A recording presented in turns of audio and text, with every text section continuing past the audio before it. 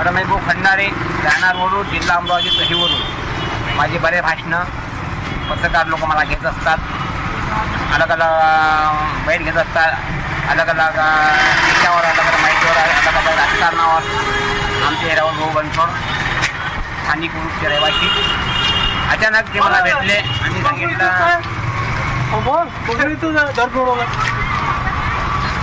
अचानक ते मला भेटले प्लॉट मार्केट लाईन आम्ही इथे बसलो आहे एक सामाजिक ठिकाणी. त्यांनी प्रश्न केला 15 ऑगस्टचा दिवस कसा होत असतात. ह्या स्वतंत्र दिवस मला पूर्ण माहिती नाही आहे, पण ह्या भारताचा स्वतंत्र दिवस शिक्षण क्षेत्रामध्ये अशी माहिती आहे का हे शिक्षण क्षेत्रामध्ये 15 ऑगस्ट बनवले जाते. कोणी प्रशासन असो, मिलिटरी असो, बॉर्डरची मिलिटरी असो, बहुबल असो, म्हणजे देश 15 ऑगस्टने आझाद झाला असं काही सांगण्यात येत आहे. पण 26 जानेवारीमध्ये मी समजून या भारतीय संविधान काही लागू झालेलं आहे असं सांगण्यामध्ये येत आहे. पण ह्या 15 ऑगस्ट दिवस आपण जे भारतीय लोक आहोत, ह्या 15 ऑगस्ट दिवस आपण ह्या खुशी म्हणतो. काय म्हणतो आपण? खुशी. पण मी 15 ऑगस्टचा दिवस जे आहे मी आज दुःख म्हणतो. म्हणाल का भाऊ दुःख कोण म्हणता? दुःख येणे म्हणतो का जम्मू काश्मीरले माझा सैनिक रोज बलिदान होऊन जायला, बलिदान खाऊन जायला. भारतामध्ये कुठे दंगेफसामध्ये हर व्यक्ती मरून राहिलेला आहे. लेकरबाई शिक्षणापासून वंचित होऊन राहिलेले आहे. म्हणजे असे म्हणजे शिक्षणापासून म्हणजे वंचित होऊन राहिले. ज्याला कामधंदा नाही, रोजगार नाही आहे, कुणी उपाशी मरून राहिलेला आहे. म्हणजे एक भारतासमोर एक मोठी संघर्ष आहे, दुःख आहे. लोक 15 ऑगस्ट म्हणजे खुशी मनवतात. पण मी रमेश पोखरा राष्ट्रीय विचार म्हणजे अध्यक्ष, मोबाईल नंबर 73504142 कोणी या महाराष्ट्रामध्ये येतात. मी दुःख मनवतो रमेश खंडारे.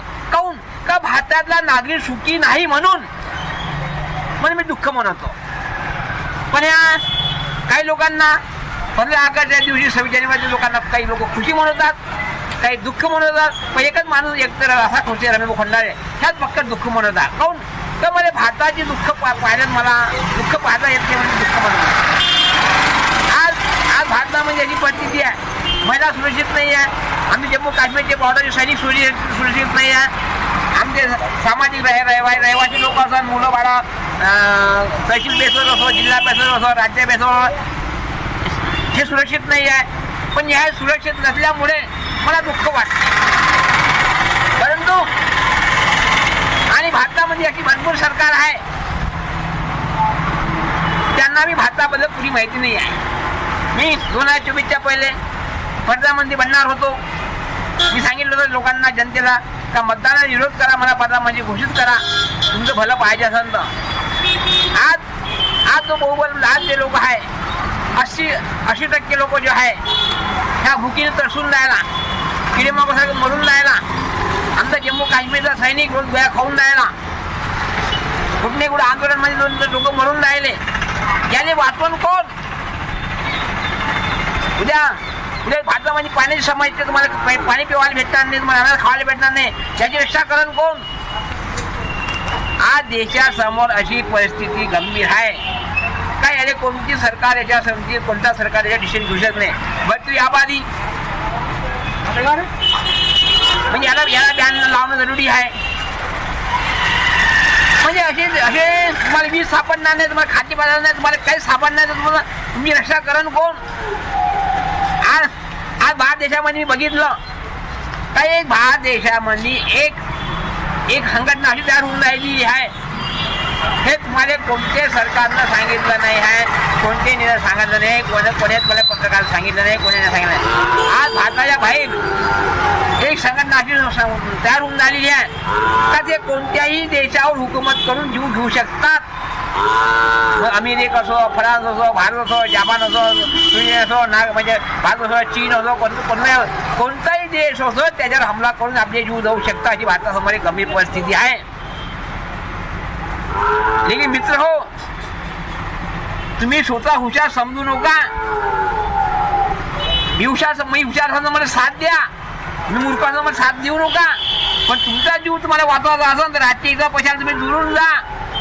आणि येणारा अत्याचार, भाता होणारा अत्याचार, जुलूम होणारा याला रोखायचं असेल तर राष्ट्रीय पक्षात तुम्ही जुळून जा.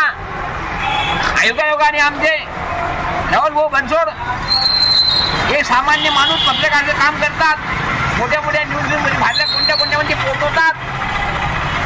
याच्यावर तुम्ही स्टडी करा.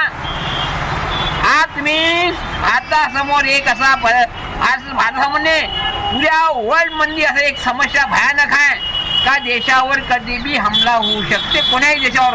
अशी भारतामध्ये एक वर्ल्ड म्हणजे एक संघटना तयार झालेली आहे. त्याचं नाव आहे आग आतंकवादी. त्याचं नाव आहे आग आतंकवादी. त्या आतंकवादी रोखायचं असेल तर राष्ट्रीय पक्षात जोडून जा. मला 2024 पदामध्ये घोषित नाही केला, मला दुःख आहे. आणि तुम्हाला कोणता नेता वाजवते तुम्ही त्याच्याकडे बघा. जय हिंद, जय भारत, जय मळकट देशू. तर मित्र हो, आपण पाहिलं आज आपण खंडारे साहेबांची भेट घेऊन त्यांचे मनोगत व्यक्त करण्याविषयी ही माहिती घेतली आहे. याबरोबरच आपण इथेच हा कार्यक्रम संपन्न करत आहोत. आपण पाहत राहा महाराष्ट्र न्यूज 24.